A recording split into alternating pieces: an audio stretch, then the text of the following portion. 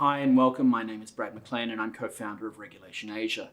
In November 2019, DTCC was recognised as the Market Infrastructure Provider of the Year in the Regulation Asia Awards for Excellence 2019. I'm here with Ollie Williams from DTCC to discuss the insights and thoughts on the challenges in the coming year ahead. Ollie, as a practitioner, what do you expect to see are the core challenges, risk factors and focuses in the coming 12 months here in Asia? So I think 2020 is looking like a busy year again. If I think about what people are facing this year, there's two big things on my agenda. I think everyone will be in the same boat. The first one is that we have some regulation that's rolling off, or relief that's rolling off rather, in both Singapore and Australia as well as Hong Kong, around the need to pair and share a UTI, or a unique trade identifier. This has been a relief that's been with us for a long time now. This year it's due to roll off. And a lot of firms are focused on what that means for their processes and what that means for their flows. I do believe, though, that we're going to see some relief again extended in this space. I think that the regulators are increasingly cooperating around this. We see Hong Kong, Singapore and Australia discussing this collectively, as well as Japan.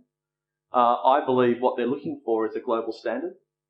That global standard is something that will allow a very clean implementation of this.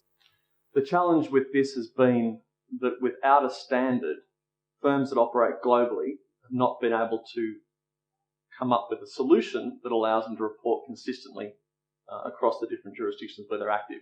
We see some potential change in this space now. I think the CPMI IOSCO standards that have been agreed will allow regulators to adopt something that should be able to be implemented globally. We believe that in Asia we'll see an adoption of a global standard, and the relief will be dependent on that adoption. A big focus in the region this year will be the MAS compliance date, due in October. This compliance date will see firms reporting FX, equity and commodity for the first time in many cases. This is a continuation of the compliance date we had in 2019, and I think the challenges are broadly the same for firms.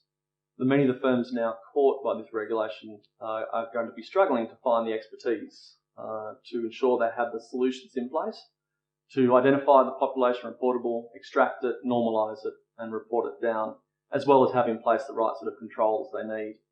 Unlike Australia, there isn't single-sided relief in Singapore, so this is a big initiative for many firms, and we've begun our focus on this already in January. Now, given the global agenda and recent developments, from your perspective, how does this impact institutions here in the region? That's a great question. The global agenda is as full as ever, and there are many firms in Asia who are caught by regulation outside of the region. For those firms, their pipelines remain full. Aside from the commitments we've already talked about, we see SFTR imminently going live in Europe.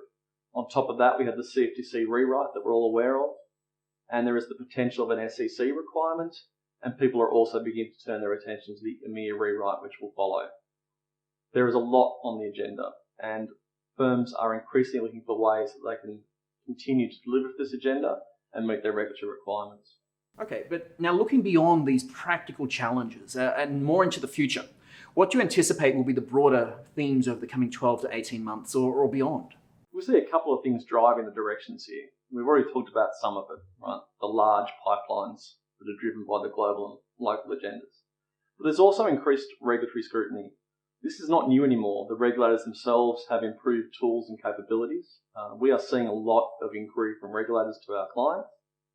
This is driving a move towards technology. Firms are increasingly looking at what they can outsource, what best of breed technologies are out there that can help them with their pre-reporting, their reporting, their post-reporting and their controls. There are challenges with this though. As we see firms looking to these technologies, we begin to see more scrutiny around, can the technology deliver? How can you create a technology that can work against the complex flows of some of the global banks active in the region? How can these technologies do things like lifecycle determination? This is a great challenge for the vendor sector, the technology sector. It's also a great challenge for the firms. At the end of the day, you can outsource technology, but you cannot outsource your obligation. Thinking about the regulatory side, I think the other emerging trend is harmonisation. This has been a topic of conversation for a long time. It's always been the challenge when you look at the global space. Reporting in a single jurisdiction is complicated enough, but reporting across multiple jurisdictions remains complicated. However, we are seeing progress being made in this space. We've already talked about it around the UTI. but there are other examples where we're seeing more cooperation and more discussion amongst the regulatory community. This will be a big shift if we can see more harmonisation. If we can get to the point where there is more harmonisation across the jurisdictions and we see firms using better technologies for their processes and flows, we should enter a world where the data itself is better. Firms have more certainty around their compliance obligation, the data is more usable by all who consume it and who own it, and that the processes themselves, the cost and the efficiency is all improved. And that's where we see the biggest opportunity moving forwards.